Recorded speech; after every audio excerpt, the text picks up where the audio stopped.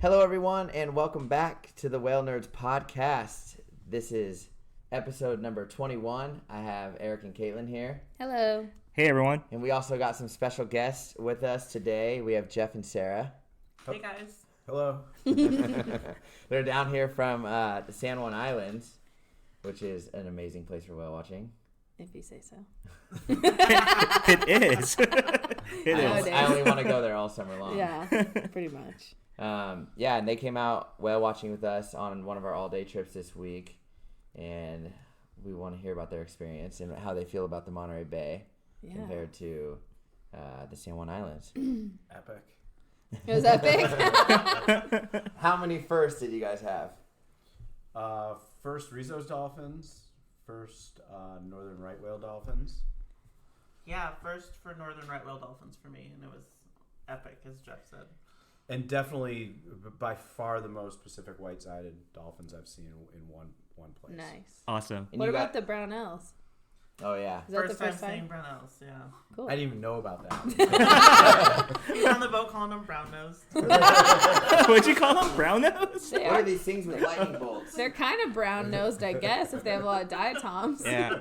Caitlin, you might have to explain to people what exactly a brownells is. Yeah, so there's a unique color morph. Sometimes they call them color aberrations for several different types of dolphins, but there's a specific one for the Pacific white-sided dolphin that the white patch on the side actually is more dark, and then they have like this racing stripe up over their eye. It's almost like a big white eyebrow mark. And sometimes it goes down onto their snout too. So it's just like, it almost is opposite. Kind of. I thought that, but then it's like kind of Yeah, not. it is and it isn't. It's It like, just has a weird, like... yeah, there's a lot more pat, white over the eye. So, and then And why did he get to name it Brownells? This is what that's his name. It's his name. Bob Brownell. I'm naming something one of these days. And I wonder how they're looked at in their community. Like, are those like the cool dolphins? Yeah, like they're tatted. Yeah. I never thought of that. Yeah, if they You noticed guys the saw- difference. Well, you guys saw several of them in that herd, so I mean, it is genetic. So, And more today. oh, you saw more. Oh, you today? saw And more? Yeah, we had two of them today. Oh, Oh, cool. Yeah, so Nice. I wonder if they're... I don't know if they were the same Might two. be. She thought for sure one of them looked kind of different. One was different from what I saw yesterday, but I don't know about, how many we saw yesterday. Yeah, That's it's cool. it's the new thing for Pacific white-sided dolphins. yeah, Brownells are going to be the thing to get wild. When you get big herds of them coming through the area, you're more likely to see one of those weird color patterns. I've seen a different type of one as well that would, like, almost the whole head was white. That wasn't a brownells type. Now, I'm wondering if brownells are only here with our Pacific white-sided dolphins, or if, like, some other stocks You or, heard of them up there? might have it. So I've seen, like, on the Cal Coffee surveys, which goes, like, up and down the whole California Yeah. coast, and sometimes even up further, they've seen them offshore, and then a lot of the footage comes from Monterey. Yeah, I haven't heard of them up north. Yeah. Some of the larger aggregations of them up in British Columbia, but I haven't ever heard of brown owls up there. Yeah, that's true. I just realized that. We should probably look into it later. How many times a year do you think you see Pacific whitesides? Or do you see many in a year? We do see them. They're more typically seen further north in British Columbia. In the inland waters in Washington, we'll see them a handful of times a year. Sometimes they come through in huge groups. Other times we just have a really small group that come in with the southern resident killer whales. They follow That's them. a They trip. playing Follow around. them in. That's Yeah. interesting. Yeah. That's cool. Crazy. I Now- wanna They're see definitely that. not our whitesides because they'd probably be scared. And I think me and Slater actually talked about this the other day. Did you guys notice any difference in the activity level between your Pacific whitesides and our Pacific whitesides you experienced yesterday? I think overall, I think you're probably a little more active here. Okay. Have you seen him do the flips like you saw here? I have never seen that before. Yeah. That was awesome. And in SoCal, no one's seen Yeah, that. they're like asleep in Southern California. Yeah, it's always 10 or 12 They're of pretty them. shy in SoCal. I've seen them down They there. don't even porpoises. I've seen them like mixed with common dolphins before as well down there. So Jeff and Sarah both see the southern residents, quite often up in the San Juan Islands, and we had El Pod down here. We borrowed them for a little bit. Hey, Yeah, thanks, guys. They're If you're feeding them. Yeah, if you're feeding them, you Yeah. keep them down here as long as they're getting food. Yeah. Well, There was a pretty good shot of salmon there at the beginning. They must have known that, so they followed it down. And it seemed like there were tons of salmon boats again today, so something must have happened because there was a lot more boats today. I think they were just mostly hopeful. They might have been hopeful that they were going to get a bluefin tuna instead of salmon, actually. Yeah. Because it's warm now. It's like 60 degrees in the water, and there's schools of bluefin tuna all over the bay in May. You know, I asked Randy Randazzo, who's 96. He used to own the building. You guys saw today. Yeah, the building that we all work in. If he'd ever seen bluefin tuna this early in the year, and he said never in his life. Really? Yeah. Interesting. Wow. It's the second week of May. Like when is the typical time? Like June, July, but more like August, September. And probably not in many years anyways. It's not like it's an No, summer I mean thing. we've seen bluefin 2 out of the last 5 years I've been here, but it's been the fall, September, October. Yeah, I remember seeing. Were people talking about the residents up there? Was there any like chatter once they heard they were down here? Oh, it was huge news. It went through. That's so cool. We're famous. I mean, it made it through the whale watching community up there, the sighting networks. Probably faster through our sighting networks than it did through your whole sighting network. Oh, wow. None of us knew what they were. Everyone was like, big, big, big, big. Yeah. Yeah, I mean that morning everybody was like, "El-Pod's been sighted," and we're thinking we're going out to see El-Pod that day. Yeah, we saw some boats come down here, but they already moved. That's what I was saying to them today at lunch. I was like, "Yeah, we saw some Canada boats come down." It was huge news. And you guys made it here fast. Exciting too. It's we're always telling people how these are not resident to the inland waters. Yeah, exactly. And that these whales travel long distances.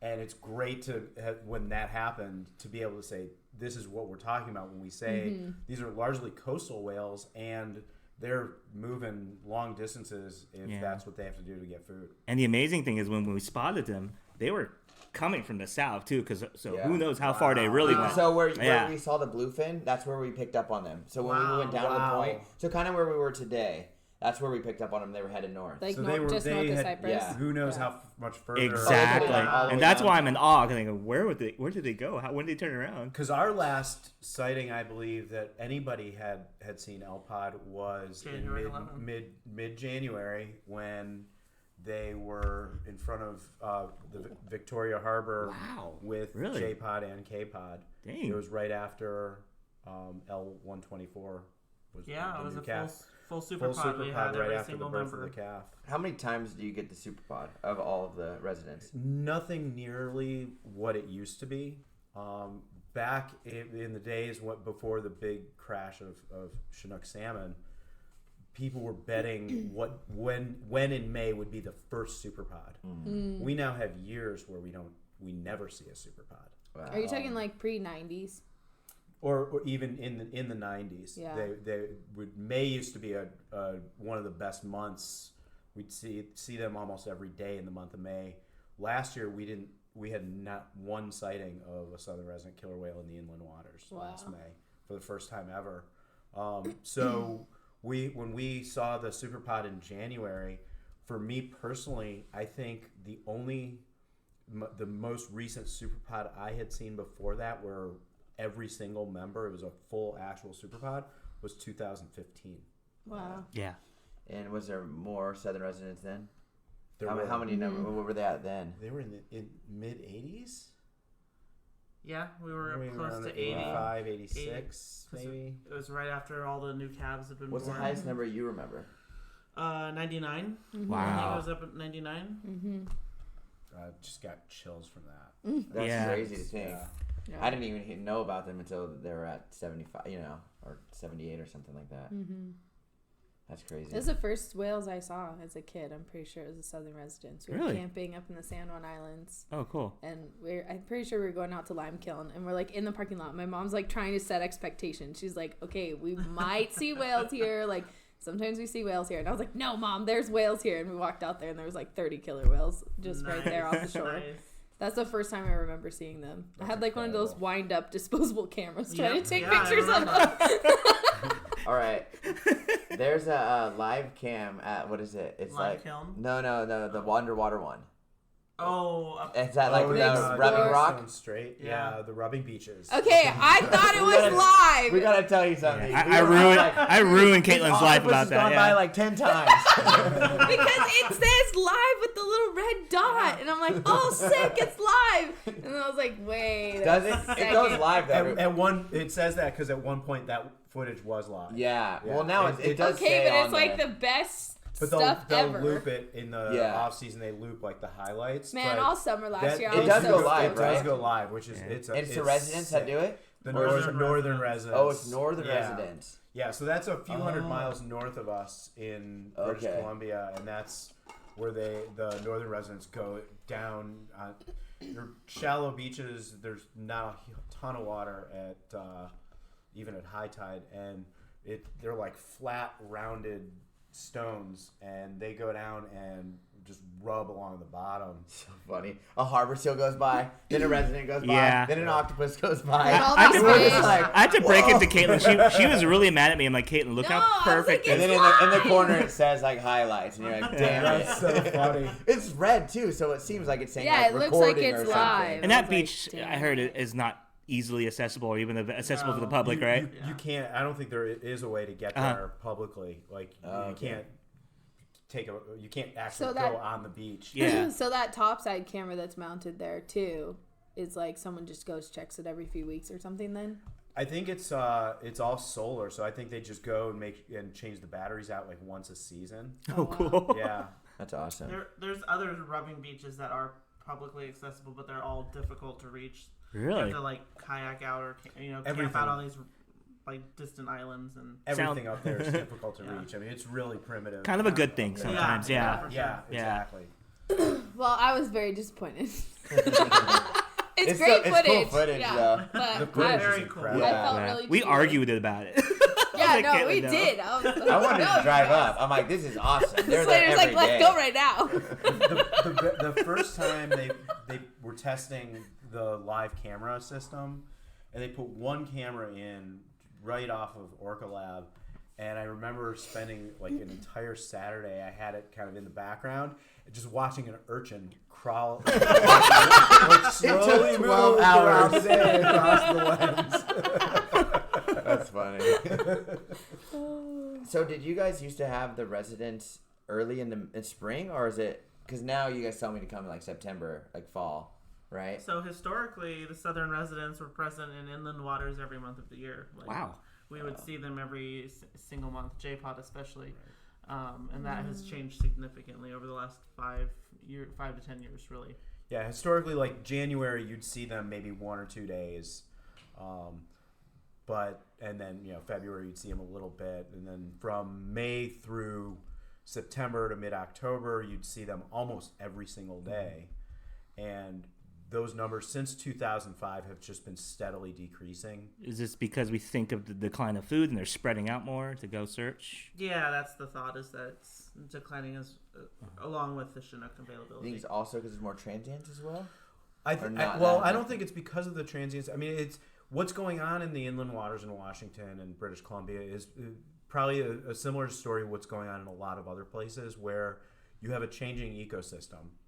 And in every changing ecosystem, there's wildlife that benefits and wildlife that doesn't. Mm-hmm. And I think with the decline of salmon, obviously the southern residents are losing with that. Mm-hmm. But with the increase in the pinniped population, the transients are benefiting from that. And so we're seeing the transient orcas much more than we've ever seen them.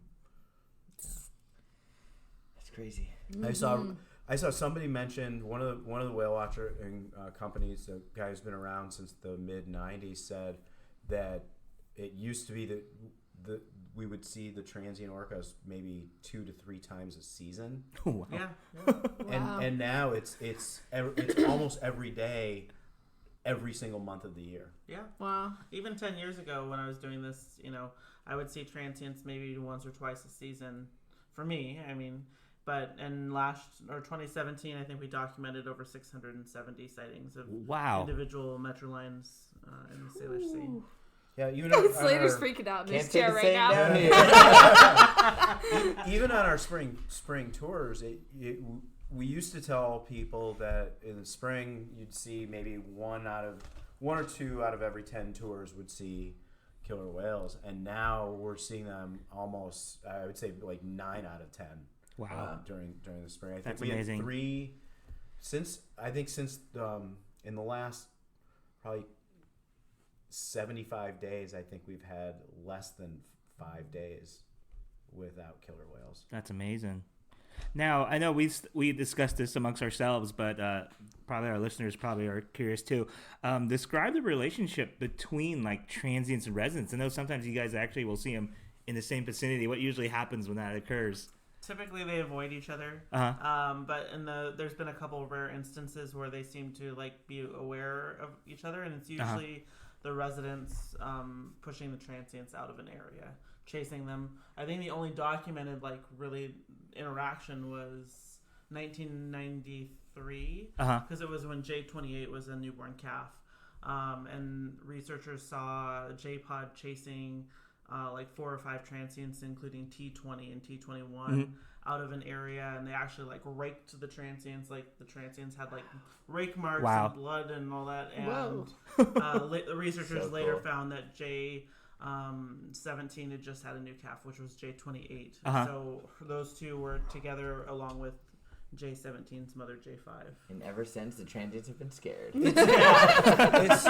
It's one of the things that fascinates me the most about the relationship between the two, because people ask us all the time when we're out on the water, and we don't know what, like, it's counterintuitive. You would think that marine mammal eating killer whales would be the ones. Exactly. Yeah, I would think the same thing. Yeah. And strength in numbers. I tell people, it's very possible there something happened before that we don't know about. And it's this cultural. They had a gang meeting. This is whether it was You're off like our reservation or an like agreement or some incident, but it's culturally passed down.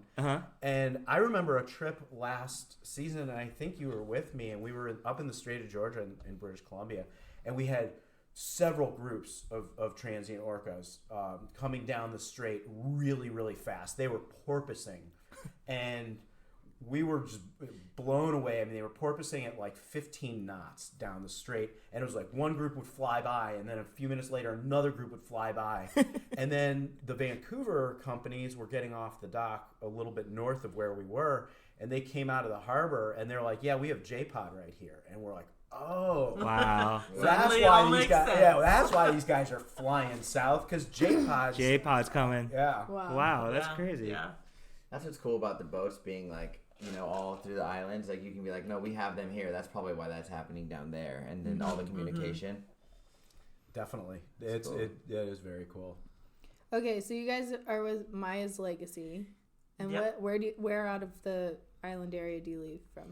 So we leave from San Juan Island. We 2 locations on San Juan Island: Friday Harbor, downtown Friday Harbor, and Snug Harbor, which is on the west side of the island. Okay, and then there's quite a few companies around there, but you guys can kind of cover anywhere, right? Like your boats, you can pretty much go anywhere. Yeah, the San Juan Islands for that region, we're kind of in a central location to where the whales and other wildlife travel when they're in the inland waters. Nice. So it's a great departure location for killer whales, humpbacks, minke whales. And one of the most beautiful locations. Man, Snug Harbor, where you guys took me on the other side, right? Yeah. Oh, man. Snug is nice. It's like a log cabin. Southern California. Yeah. You walk out on this brown dock, and there's trees and a little... Welcome to the Pacific Northwest. Yeah, Snug You Harbor haven't is lived, awesome. Slater. You haven't lived. I lived. I saw it. We had sunset, southern resident killer whales, flat, calm water. I couldn't have asked for any more. And we had the hydrophone in, so we're listening to them. You guys are talking him right up to the northwest. Yeah. Forget Monterey. I'm trying to get up there. Oh, here we are about to come down. Oh, no. Let's trade places for a few months. I like the idea of an exchange program. A Monterey San Juan Island exchange program. That'd be so cool. It'd actually be kind of cool to facilitate like a network of naturalist exchanges all over the world. That would be really It'd be cool. beneficial too, because your knowledge would just I think that'd be beneficial. Nobody take my idea. We just created something new. Sign me up for New Zealand. Giving ideas. I know. Right, though? We'll be the guinea pigs. That's awesome. Now, what's the huge difference? Like, now that you've been here and there, like, what do you guys love about this place, and what do you hate about it? I think like every time I've been down here, and I've been coming down for like 5 years now, is like the possibilities seem endless to me. Like when we go out on the water, Yeah. like the species you potentially could see, even the rarities, like it's just mind blowing. And the dolphins are just epic. Like I'm just still blown away by yesterday's dolphin encounters. Like, it's crazy. Yeah, it's. I mean, like whale watching anywhere else, you just never know what you're gonna see, which is always cool. But I was blown away yesterday that we spent 3 hours with Pacific white-sided dolphins and the northern right whale dolphins, and it wasn't like we were staying with the same group. Yeah. We were going like to different humpbacks, and there were so many dolphins that they were just around us the whole time. Couldn't leave them. Yeah, I mean there were Not if you just tried. that many, and it just blew my mind. Even we're like, oh, we're gonna leave the area and look for some other stuff, and then it's like, as soon as you pick up the pace, the dolphins Following you. fly right over to you. Yeah. It's incredible. It definitely, I get that feeling every day. That's like you never know what you're gonna see. Right. Any day And then, could be your and best then the day. residents come down here, and we're like, Yeah, All right. exactly. or the offshores. We saw the Yeah. offshore. It's Yeah. just like, Or like beaked whales Yeah. or a Oh. sperm whale or Yeah, you know. we had a trip last spring, end of March, and there had been a sperm whale Oh, in yeah, I British remember hearing Columbia about up in this. Johnstone Strait area Yeah. for like a month. Yeah. Oh, cool. And they were picking it up on the hydrophones, and that's a very rare thing. And in Washington, there's never been a documented sighting. They had I think it was the 70s or the 80s. They picked one up on the hydrophone, but no one ever saw it. And then all of a sudden, there was a report that the sperm whale had started going south, and then lost sightings of it. And so we were joking that like, hey, let's go out and find the sperm whale, and it was a total joke. So we're on a trip, and we're actually going to J-Pod. We've got killer whales, we've got residents, we're going, and we're with J-Pod, and one of our passengers says they see a blow, and it's a couple miles away, and from that distance, I thought we had our first returning humpback for the year. So we left, and we went, and we were waiting where we saw the blow. We were waiting and didn't see it. And then one of the other boats called us, and they're like, "Hey Jeff, we found your humpback. It's over here, but it's a sperm whale." No way. That's cool. So did you get to go see it? We did. Oh, It was doing cool. 40-minute Yeah. dives, wow. but putting the hydrophone in and You hearing can hear it. Oh, you can Oh, hear it it. was like a nail gun. Wow. Oh. No And way. then we knew it was coming up because it would stop. Right. And so we're like, oh, it's coming up. And it was funny on our fleet radio, like you could hear everybody was calling from home, like, who's still with the sperm whale? They're coming out. Like, everybody was coming out. Wow. I wasn't on the water. I wasn't on the water, and Jeff like texted about it, and then we got out on our little boat. We weren't even sure we were gonna make it before sunset. You saw it too? Saw it from a distance, and it went down. We were like, oh, it's about like sunset was coming up, and then it managed just after the sunset. It came up near the boat. We saw And then it was Oh, gone. cool. Was it gone. windy? Wow. Or was it a pretty nice day? Yeah, So it you was could see nice. the spout coming out at an Yeah. angle. Oh, Yeah. cool. That's how we were when I first saw sperm whales down in SoCal. We had a nursery pod, and we had like humpbacks, which is rare for it was rare for down there at that time. And we were like, oh, we got a humpback up ahead. Same thing. We head down there, and then my captain's like, whoa, those blows are weird. And sure enough, they're all coming out at an angle, and 50 of them popped up. Wow. Yeah. That's awesome. And that Yeah. happened for me and Slater that year. It happened twice. They came back like a few months later. It was nuts. Wow. Yeah. They were playing with I don't know if they were playing, but the bottlenose dolphin were swimming with them, you know. Wow. Yeah.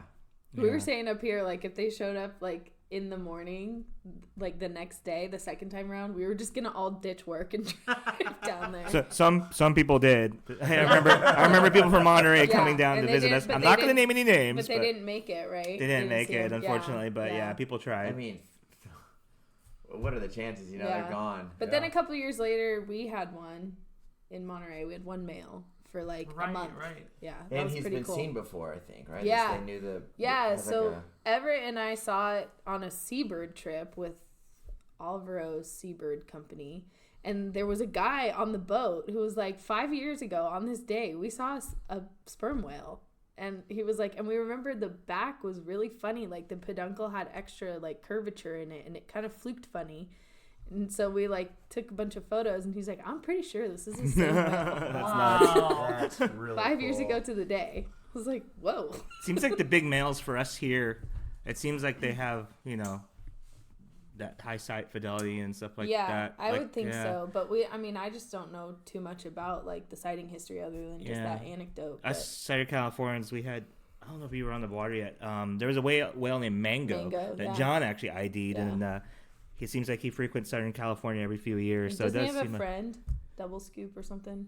I thought I heard something about that. Not really yeah, I sure. like he has these a names. friend. I like I'll have these a double names. scoop of mango. Well, you guys have whales named after cookies, so we got our food. But just one whale cookie. Shots fired. Well, Cookie, Double When I got stuff. there, I was like, is that a cookie? Cookie's Oreo. mom is Oreo. Isn't there doubles? And Double Double Stuff. Stuff, Yeah, her. who's no longer with us. These are all but- residents. Yeah. Yeah. I meant cookie. Just saying. You did. I was like, I have like 16 shots of cookie. It's like the only whale I saw. Cookie's sprouter. Cookie's getting big. Nice. So one thing that a lot of people always ask us is like how we got into whale watching or whatever. So I'll pitch it towards you guys.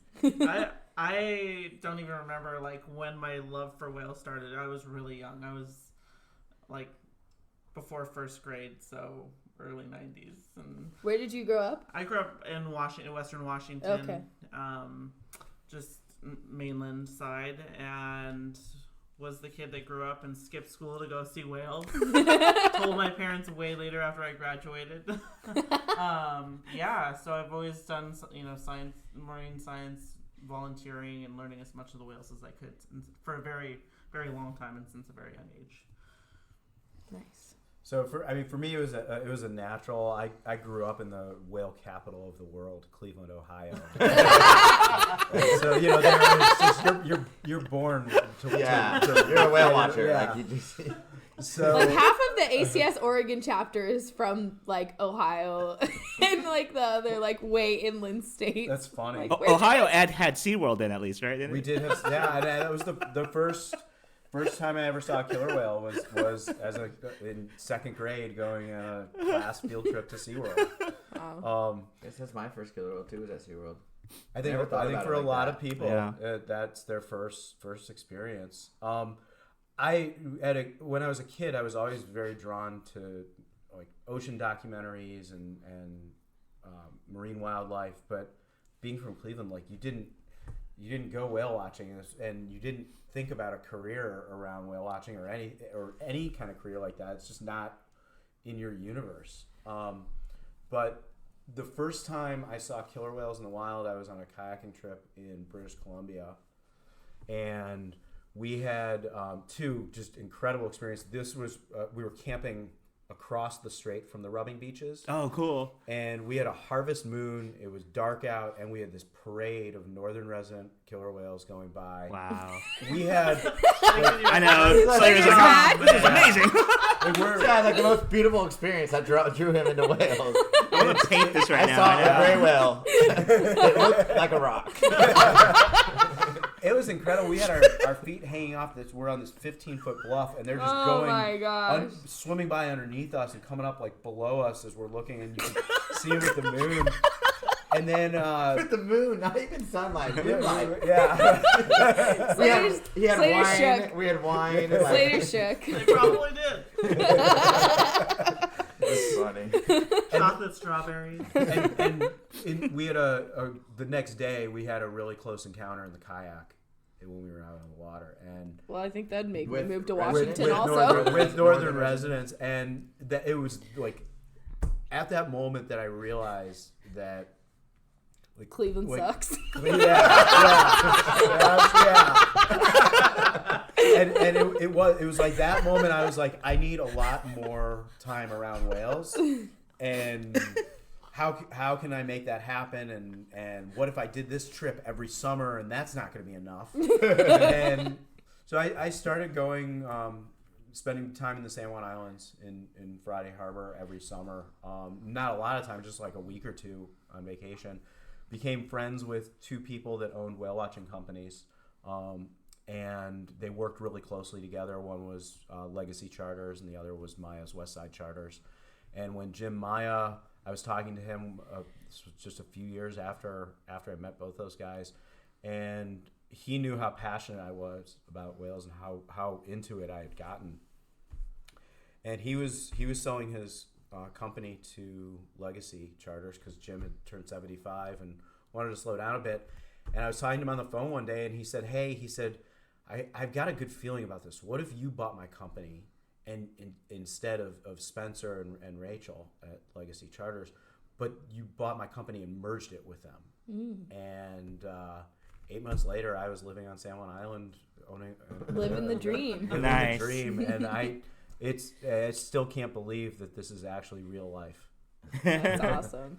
I mean, when you have an encounter with whales like that, Yeah, you might as well work in the industry. Wouldn't you like sell all of your possessions? Yeah. And, like, start a Even whale Slater watch seeing company? his whale that looked like a rock. Look where he is How now. can you not? I think it may have been blue whales was my first whale. I might I have didn't seen whale watch during the winter because I was in Yeah. high school and then middle school. So I Yeah. only went in the summer. In summer, we only went for blue whales in Newport. Yeah, and, I like, might have fin seen whales gray too, whales but- before but the it was in the Sun moonlight, residence. right? But I don't remember. Well, it was He was actually fishing, and he was like, I "Oh, was cool." on the fishing boat, and like the blue whale came by the boat. I have a picture of it on my from like a little point and shoot I had. I didn't get into photography till way later. He had no idea how lucky he was looking at blue whales all the time. Right. Yeah, and then they like stopped showing up, and then after they stopped showing up, we started to get humpbacks. Well, that's a few years later, but then Yeah. humpbacks started showing up, and that really is kind of what set me off. I think Changed the humpbacks. game. Blues are still on my list. We'll go down there tomorrow. They're I have seeing not them right seen now. I know they had We them. could leave right now and I'm see not them gonna tomorrow. lie, Delaney and Kristen's photos from down there with those sunset blue whale shots Oh, are yeah. pretty incredible the last few days. That's I got it in tempting. my maps. 5.5 hours. What's it like when you I've seen some of the awesome drone footage. What's the view like when you're on the boat of seeing a blue? It's an enormous back Big back. It just it goes. that goes Never ends. forever. It goes. Then you see this tiny little dorsal fin, and then it keeps going more. and then you're like, oh, and then it flukes, and then that keeps going. It's huge. I mean, Yeah. the fluke is probably wider than most of the boats you're on. I So- mean, I like get kind of scared when they're close. Like You when still they're less get- than 100 yeah. yards, I'm like, oh my god, it's so big. and their inhale and exhale is Yeah, like, that's like what makes you like, you like, yeah, it's loud. yeah. You just see when that splash guard and everything comes up, you can just tell Yeah. it's massive compared to Yeah. the humpback. And sometimes even the way Yeah. they come up, they displace so much water. A little bit of the rostrum and even like the lower mandible is exposed, and you just see it's just. Yeah. I chunky, mean, they you make can a just wake tell. with their head. All right, Yeah. like 5.5 hours. Yeah, That's- right. So we can leave now. I We mean, could. I'm not even joking. If you guys are down. I did cruise around in the Pacifica yesterday, and there was auklets around. So Yeah, I lot saw of- some hang rhinoceros tight. auklets Yeah. today. hang Did we tight. get There was foul lots ropes of today? there was Lot lots of of foul Cassim's ropes. auklets Yeah. yesterday. So maybe Did they eat one will krill? show up. Yeah, Yeah. Oh, the auklets do. Yeah. Cassins especially are a good sign. Now, since So you maybe mentioned I'll find the one for you tomorrow. auklets and some of the other birds, that was one of, and this goes back to one of your early questions about comparing the whale watching in Washington versus here. I was really taken today and yesterday with all of the birds, all the bird activity and the dolphins and the humpbacks of just how alive the bay is. Yeah. Yeah. And it also makes me feel like, wow, there are times a year that we get like lots of bird activity and huge bait balls, but Washington State has a lot of work to do on forage fish restoration Oh, California is not too to- far behind you. well, we don't have it like I know those inland waters where we are must have been this alive at one point, Yeah. and it's just not there anymore, and it would be really nice to have the spread biodiversity that Yeah. is going Yeah. on here back up there as well. Yeah. You know, one of the best quotes I saw in one of the books down at the camp at Caima was this girl who was raised by a fisherman, and she grew up fishing in Baja, and then she like turned more into a whale person, and her main piece of conservation advice is don't kill small animals. Yeah. Forage fish, don't kill small animals. I think it's really about you rebuild from the base up. You rebuild it that way. I was just amazed that there was one moment that I really got clear on this when we were out on the boat, and it was watching. We had some of the northern right dolphins and the Pacific white-sided dolphins and in the thousands, and then hundreds of sea lions together and 3 humpbacks, and it's like, wow, there's so much food down there that everybody and it felt crazy, and you didn't know where to look, and you're just I'm shooting pictures like shooting from the hip, knowing that like I'm sure I'm getting something in there, and it just it's amazing.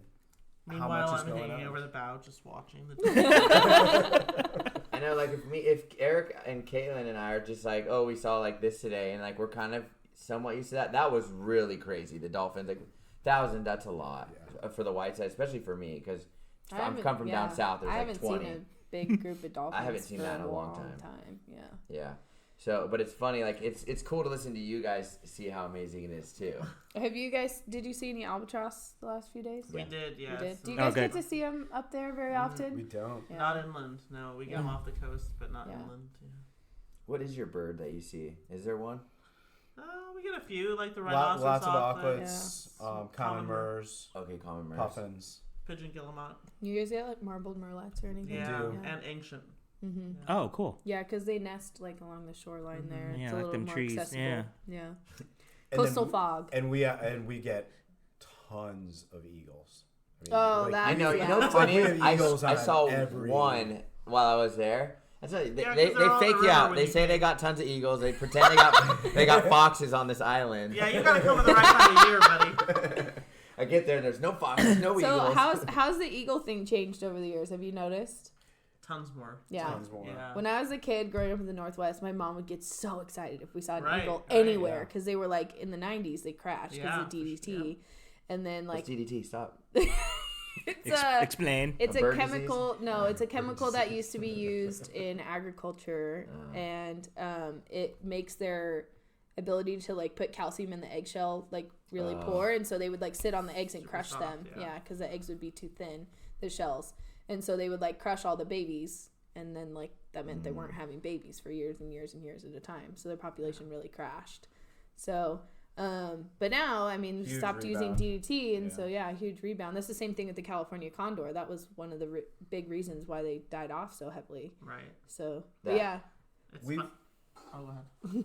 I know it's hard. We all do this all the time. We've had some tours where eagles are the highlights, even when we've seen whales. We had a tour last season where we had 3 socializing humpbacks in glass water, and we were the only boat out there, and it was just incredible. And on the way back, we ended up going by this one area. We had 15 to 20 bald eagles dive bombing and stealing food from harbor seals. Wow. And after that, like the people on the trip didn't even remember that we saw whales. You like asked for this feedback after the trip. The eagles were awesome. You're like, wait, but what about the whales? So you do see them catching fish while you're out there? Oh yeah. Oh yeah. Oh, cool. Yeah. And Sarah just got some incredible photos from a trip last week where we had eagles fighting over harbor seal carcass. Wow. Oh wow. And, cool. I think you put some on Instagram, I think. Did you? Yeah. Yep. Wow. Quick shout out for their Instagrams. Yeah. Jeff's is Orca Wild, and then Sarah's is Hysazu. Hysazu. Yeah, Okay. I saw Sue. What's the Maya's Legacy one? Just saying. Maya's Legacy is SJI Whale Watch. So SJI for San Juan Island. Whale Watch. Yeah, Whale Watch. Follow all 3, and Sarah goes live on most of the accounts. So yeah, you you guys went live right whales before you came down here. I saw you guys jumped live on the SJI one. Yeah. Pretty cool. You want to see whales from your phone. Yeah. And especially killer whales. Yeah. Sarah's the one to follow. All 3. Sometimes birds, but mostly whales. Another cool thing they have up there that we see occasionally is the stellar sea lions. Yeah. In the hundreds and thousands. Well, hundreds, sometimes thousands. They really look like bears that swim. They're huge. And it's bears with flippers. When they brought me to that one rock, you know what it is, but that Whale Rocks. Yeah. Man, This kid was on another boat, and me and Taylor were taking pictures, and this kid started screaming, and it must have scared them. They flushed them off the rocks? Yeah. Oh, they all no. just jumped. Like, not all of them, but like 3 or 4 of them jumped off the rock into the water. We were just like, whoa. They're big. 2,500 pounders. Yeah, they're huge, and they're loud, and yeah, they were loud. Smell fabulous. Yeah, our California sea lions smell fabulous too. To see them though is when you find a single one and they're being hunted by a group of transient killers. Really? That would be gnarly because think how much bigger. I mean, our transients eat elephant seals, but like that's also pretty gnarly to use still. Yeah. It's and the hunt can last hours because the stellars can injure the orcas, so they're pretty careful and they're trying to. Basically, they're beating them to death. Yeah, and it can last a long time. But if they go after them, where you've got a big group of stellars, we've seen the stellars actually chase them off.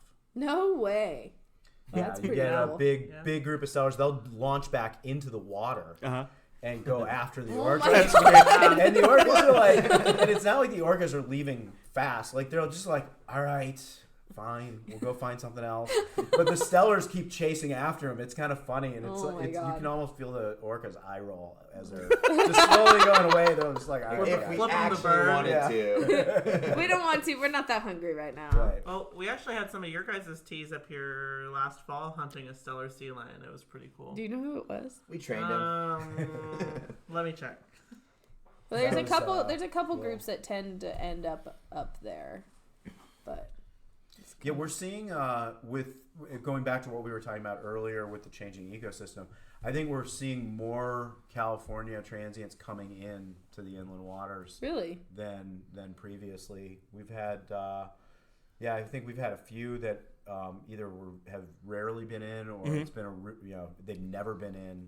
Well, and we borrowed some of your transients the other day too. Yeah, we did. The old catalog also has.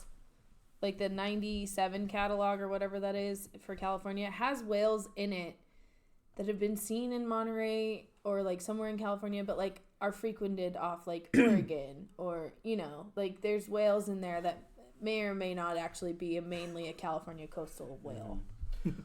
I was talking a while back with Jared Towers, who's a researcher in British Columbia, and he's worked on the DFO catalogs for transients up there. And he said that there will be sightings off the west coast of Vancouver Island where the California transients and the Pacific Northwest transients, and they're all mixed together, and they're off the coast surprised. They are one population and they mix it up with each other. But then you have some of them prefer California, some prefer the inland waters, and some prefer the coast up north. Well, and then you have this huge dead spot for sightings that is the Oregon coast. I mean, there's so many fishermen. I mean, even my dad's like, oh yeah, sometimes we see killer whales. I'm like, dude, take a freaking picture. Yeah. Right? Oregon is a secret. It is orca a secret. party. It is and they're a all secret. chilling there. That's where they all are. They're all there right now. So somebody nobody's buy us a real nice sturdy boat, and we'll just go survey the Oregon coast all the time. I'm gonna put an island in front of Oregon. Tim will come with us. Tim will come with us. He'll drive the boat. Well, those T's that visited the other day, T165 and 166 and all them, they were spotted off Oregon last too, probably. right? Yeah. Well, we had 167s. That are related to 165, 166. We had them the week after you guys had the week. that. Yeah, interesting. Oh yeah. And they're. I think that's only the second time that they've ever been seen in the. We're just in the traveling mood. Yeah, all of them. They're all. Yeah. And like Santa Barbara's been seeing ones they've never seen and that I've never seen. They had some, remember, super rare ones. The 122s. Yeah, Adam was talking about. Have you seen them? Yeah. Ah, man. They were when we saw them, they were killing stellar sea lions. Oh wow. That's awesome. Yeah, I mean, one, there's not good enough sighting coverage in Northern California and in Oregon. But two, like, there's not enough collaboration and networking of sightings between, like, Southern Canada all the way down to California. It's a big weak spot, I think, in our community. Is like this need to like covet your everybody's data very and, protective of their data. And we have fishermen out there too, but sometimes their reports, it goes from orca to, oh wait, it's a Rizzo's dolphins, to it's a pilot whale, and then back to orca. Told you guys. Those T-165s, that's what happened that day. We just got lucky that they actually were orca. Right. But Slater was on the boat with me. They're like, oh, okay, they're just Rizzo's. We'll turn around. Oh wait, now they're pilot whales. Oh wait, now they're orca again. Okay, let's go. Keep on going. Was that the day they were claiming there was more females that had split off too? Yeah. So there might have been I more heard that we didn't get to see that could have been from up that area because they were claiming a bigger number and Yeah. then we only saw 4. They were claiming about 10, and we saw 4. Yeah. Wow. So they could have split off in the bay somewhere. So funny. T65As. It wasn't a T60. You never know. It was Jigsaw. No. Chainsaw. That's like the one transient name I know and I've never even seen it. Chainsaw. Chainsaw. I didn't even have it right. Dang it. You're fine. Well, and the Theodore. 167s were with Chainsaw when they came in, and Chainsaw, he's more of a an outer coast transient that we don't see a lot. We see him, a couple times a year, but he's a badass. He's big and he's Harbor got seal a kicker? Yeah. Harbor seal kicker? Very, He's on the football team. He's a punter. jagged dorsal fin. He's probably the most recognizable whale that we have. And I love that because I think that's what makes, like, especially for our passengers, they learn these whales. They have distinct features like that dorsal fin, and they ended up loving them. And next thing you know, we probably have our next, crazy person crazy about whales or becomes the next great conservationist out there. Well, That's what we need. These personalities. They get to be like an ambassador for their species. Exactly. Too, like they talk about that in like the aquariums and zoos. Like Makana at the Monterey Bay Aquariums, a Laysan albatross. She's an ambassador for her species because otherwise, when are you ever going to see a Laysan albatross? Right. And so these are living ambassadors out in the wild, whales that are super recognizable. Yeah, especially our the Batman, the humpback whale, the southern residents. It's almost like they need to re-release Free Willy and look at how many kids we can get their attention to this situation. Sarah, did you walk around with a harmonica as a kid when you cut class? I may have had a harmonica. To look at is that a thing up there? That's from Free Willy. The kid is like. I just still walk by breakwaters and stand at the end and say a little, hi to prayer. I'm just kidding. So I have a confession. I've never seen Free Willy. I only saw it with them a couple months ago or whatever. It never played in Cleveland. No. I never even a couple years ago. I moved. Yeah, we watched it at my house. Okay, we need to. I thought we watched it here. SeaWorld wouldn't allow it in Cleveland. Oh, I'm sure not. That's not good for business in Cleveland. You do need to see the movie though. Yeah, you should. You know what movie I like? Flipper. Flipper's a good one. Flipper. Wait, the new one or the old one? Yeah. No, whatever one I saw. Slater's so young, he doesn't realize it was a TV show a long time ago. TV show? Oh, Elijah Wood. He gets mad at me. Yeah, it's that one. Yeah, it's that one. The one with Elijah Wood. So which? Not the old one. Yeah, so we had U56, U57, U36A. Oh wow. The ones. Yeah, and they were mixed in with some transients. We get T35. So the and T38A. The U designation, I think, was basically kind of an unknown. They didn't know if they were actually California whales when they put them in there, but the motivation of that old catalog was NOAA needed some kind of population estimate, so they're like, here, do it. Right. So there were some whales that they're like, we don't really see these whales. And I think someone said they saw them. Are they still used here, or do you have separate? So the numbers for the definitely high site fidelity in California are CA, right? And then there's the U's that they were they didn't know what to do. Not really sure. And then there was the ETPs and the. Where did that N come from? We have N25 that visits us. Yeah, so the N was a newer whale to the catalog, right at the end before publishing. So N actually stands for new. Yeah. Wow, simple. And then the offshores, I think, were just O's. O's, yeah. They have a catalog. Someone has a catalog for offshores. Just no, it's in that 97 catalog. There's a few offshores in there. That's not. I gotta see offshores. You've never seen them? We get them all the time. What? Slater, show me your footage. In the winter, from December to February, more years than not, you at least get one sighting of them. But this year, the weather was so rough all winter that they probably went by us and we didn't even know. And I think last year, some guy in a fishing boat said, "I did have tons of killer whales the other day," and he didn't tell. We were like, "Gee, thanks." In fact, it was lost, so it was a sound like an. In fact, when L-Pod showed up, we saw such large numbers. We were confused because we were like, "Okay, large numbers." rounded dorsal fin tip, and we're like, I'm like, Slater, are these offshores? And then now we were like, Right, open right. saddle? Wait, what? We're These like, things are we crazy. knew what we're looking at, but Yeah. it didn't click because it was Right. like, this can't be. Well, Right, and right. Slater and I had offshores that had open saddles as well. So Yeah. Yeah. And they were coming from south, which is like, what? Yeah, I'm still tripping out. Like, how far did you go? That's I crazy remember. that they were coming from If they were south. like Yeah. if they were close to Monterey and coming south, but they were like outside of Monterey, Yep. from the south. Yeah, no, I remember that day. I was on the boat with Jeff. Actually, Yeah. we were up in the Bell Chains. Yeah, because you guys. I Jeff's talked to you favorite while we were place on to the boat. go, and you texted me, and I was like, "What the heck?" Like, yeah, that's L72. I sent her that. an eye patch that's like from the back of my phone. She's like, "Oh yeah, that's Theodore." Okay, Like, done.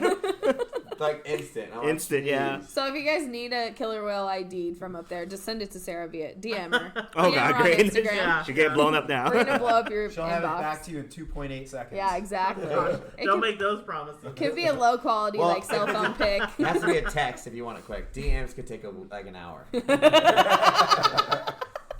No, the best one I got was a distant photo. The whale was like a millimeter tall. It was breaching. You really couldn't even tell it was a whale, but it was black and white. And they wanted an ID, and I was like, "Well, it's definitely orca." And that's about as much Definitely as I can give Orcindus orca. I know it's funny what people think sometimes when they just don't know. Oh yeah, yet, don't you know? just like totally know who this is? Right. So I was expecting you to say, based on the shadow it's casting from the sun, I think it's L41 and And based on and the it date actually and time, was. I had my notes, and they were this group. So Sarah told us something cool that they found out that J1 they did some testing and it's actually an L member. Yeah, there's a new paternity paper out as of last fall, I think.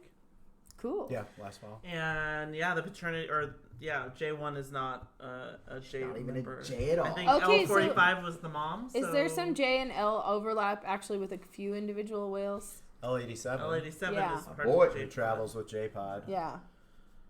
It's So not cool. as simple as we thought. No, definitely. They have that, they have some kind of exchange program, just like, Monterey Bay and San Juan Islands. Well, yeah, we don't know. The whales have an exchange Alright, program. sorry. They're like, when are you guys going to get with But it? yeah, he owns a whale watching company in San Juan Island, but he hangs out in Monterey. He's associated in Monterey. He's frequently sighted in Monterey. Right. Usually with northern right whale dolphins. Actually, as a joke, a couple years ago, I said I was going to make like a boat crew catalog of all the people in Oh, Monterey. And then like put their known associates in their vessels. That's funny. That's funny. We should do that. That for the entire West Coast. Yeah, there you go. You'd be surprised how much overlap there is. Yeah. Stay away from this pod. Oh, God. J1 was No a whale comment. I never got to see. Oh really? The 1 year that I was here, that I was in the San Juan Islands when he was still alive, I was out and there was a super pod, but I don't know where he was. I never saw He him. was off canoodling, making some more whales. Yeah, and by the next time I was back in the San Juan Islands, he was already gone. It's amazing how J1, like J2, they got, it's like they're icons. Like everyone knows, Totally. everyone knows about Granny and her story and that notch in the middle. It's just, Yeah. it's just amazing how well it can become a celebrity. Can we Love jump it. back to that paternity thing? So, Sure. Yeah. are they inbred or not? So yeah, there's definitely some inbreeding. Yeah. The paternity paper also showed that J26 Mike is the brother and father of J42 Echo. Oh. Yeah. Awkward. I was wondering Yeah. how inbred it was. Awkward. It's right. Game of Doesn't Thrones. get much kind more of- inbred than that. They're They told me- Targaryens. Right. They told me some stories about these whales. I'm like, okay. Well, that's because crazy. I've heard before, like in classes and at lectures and stuff, they're like, oh, well, they're really intelligent animals, and like even though they travel in tight knit groups, they don't seem to be inbred. But that doesn't Right. really seem to be the case. Right. And I mean, like that. There's some other that was the most glaring, example of inbreeding of the population, at least that this paper showed.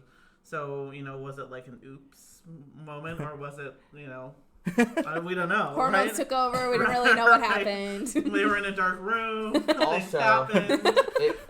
I thought it was echolocating on someone else. maybe they didn't do this in the past when the numbers were bigger, but now that it's yeah, such a that's true. Now that they're trying to reproduce, probably. Yeah, because I'm always quite curious about our transients, because they are sighted up there, and yours are sighted down here, and we don't know what's happening off the Oregon coast, and that's where it all it's a happens. mystery. It's a big. It's like the lagoons in Baja out there.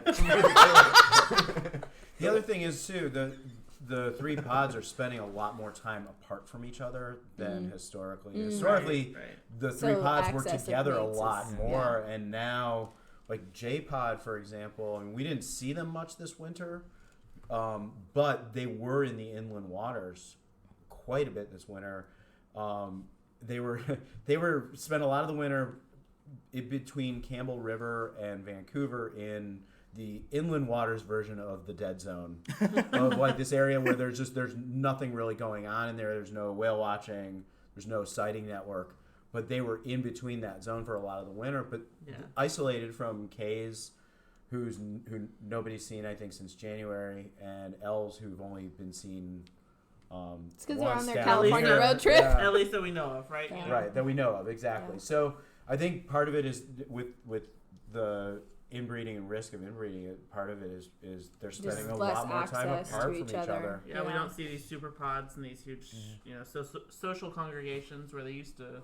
Which potentially is just going to compound the issue, right? Yeah, I mean, your numbers are low, and now your genetic pool is getting narrower and narrower. And that paper on the genetics, was that the Deborah Giles paper we were talking about, or was it a different one?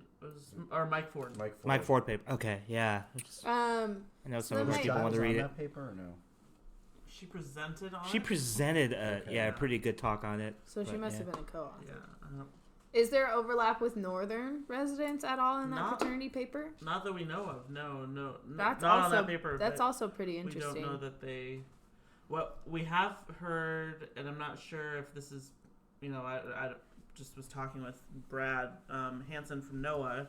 I think he was saying that we're hearing northern residents, G-Clan, on the Swiftsure hydrophone. Swiftsure Bank is a hydrophone. There is a bank right out in the mouth of the Strait of Juan de Fuca, and it's kind of where J-Pod has been known to hang out. Really? But they're hearing more calls from G-Clan down there, and so they're speculating that there's increased pressure, competition-wise for food with G-Clan coming down as the northern resident population has expanded so much. And what I've heard is that when the northern residents come down to Swiftsure Bank, which is just off the coast of the southern tip of Vancouver Island, and when the northern residents come down there, J-Pod leaves. Right. And so they think that J-Pod's being out-competed for some of the food as well, which it's orca drama up there. Orca drama. I heard it's game of drama, but style. When your diet is that specific, it's and it's a very limited resource. And you guys can probably confirm this for me, but I heard that the way the salmon usually come back, is it true that the northern residents gets kind of like first pick, and the southerns really get like the leftovers? Yep. So our salmon go up to Alaska, like they're in the Gulf of Alaska. Oh, okay. That's where they spend the majority of their, ocean years. And they come back from there. So, like Alaskan fishermen are catching Washington and BC fish, and they go through BC, and then back to over. So our whales get the last pick. So it's true. Fish Wow, coming out that's of the sad. Columbia Okay. River may go up there as well. Yeah, And then they have to Oregon. go all through the gauntlet and then come and then come down. Oh wow. Okay. Yeah, the southern residents have so many different challenges, but I think the good part of that is every little bit that we do to help them can have an impact. It's like it's not just this like, oh, if we stop fishing from this river, it's like there's all these different things that we can do. Yeah. What are those things? You guys being literally there, what are the things that people could do? I mean, the biggest thing that we can do, and the most immediate thing that would have the longest term impact is habitat restoration for salmon spawning habitat, forage fish habitat. In the San Juan Islands, for example, the San Juan Islands play a big role for salmon in that when juvenile salmon are passing through on their way out to the ocean, they're feeding in the San Juan Islands, and so we need more forage fish to get them bigger and stronger for when they're going out. And so and if we have more spawning habitat for salmon, we would be getting more salmon going out as well. So that's the biggest thing we can do. Okay. And I think it's vital. Like, habitat restoration is vital. Salmon are such a cold water species that any change in temperature can really affect them negatively. So having that upstream habitat for them too is going to be really important as rivers warm and our snowpack kind of recedes, and especially on these drier summers and drier years. Okay. Yeah. Good to know. So advocate for saving the small fish. Yeah. Dam removal, habitat restoration. Yeah. Rebuild it. Budget your water wisely if you live in the Northwest. Well, if you live anywhere. Anywhere. Up and down the coast. Yeah. It's all important. Yeah. So, well, that's it's quite a lot we covered. Just saying. Are you guys Just saying. Just saying. Oh no. Whales are neat. So, we'll keep you posted on this naturalist exchange program. Yeah, no. I know. New Zealand, I want to go. I got like 3 trips planned there this summer already. You settle down. Yeah, I'm good just going back and forth right now in Monterey. Yeah, that's You're true. welcome Yeah, anytime. Cool. Yeah, come Every visit. other week. How sweet would that be? Yeah, Just get a that'd be private awesome. plane. Yeah, just get a seaplane, because then you can just like land Right? it, back down. And, Land in, whale watch real quick, then fly like, back out. oh hey guys, I'm here. Blow into town. Tie up your plane. Get on the boat. Do That'd the be same cool. thing down here. I dig that. I'm sure people do that up in the San Juans. I mean, why not? Why wouldn't Do you? people own their own private seaplanes? Yeah. So there are people. Yeah. The people over by Roche Harbor, probably, right? There's a lot of private planes. Yeah, I don't know any of them, but there are people. Make some friends. Right. Make some friends. Let me know. Right. I'm coming down next week. I borrowed my friend's plane. Cool. I'm in. All right, well, we gave you Rizzo's, Northern Right Whale Dolphins, and Pacific Whiteside Dolphins. So What can we do for you? Send the resumes Island back. boxes, bald eagles. and Wow, your request list is a little crazy. Hey, next month. then they're both on their island. You can't even miss them. And southern residents in the sunset. Yeah, that's fine. I don't. This whales is cool, but I just want to see some All right, foxes next and month. birds. Next month. All right. You get there, we'll make it happen. Jeff, that's on you. Under promise and over deliver. right. I got this.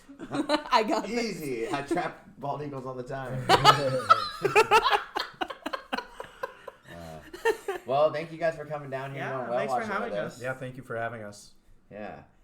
Again, they're San Juan Island, Maya's Legacy, and it's Orca Wild. Hi, Sazu. Yeah. Hi, Sasu. Make sure you follow them on their Instagrams.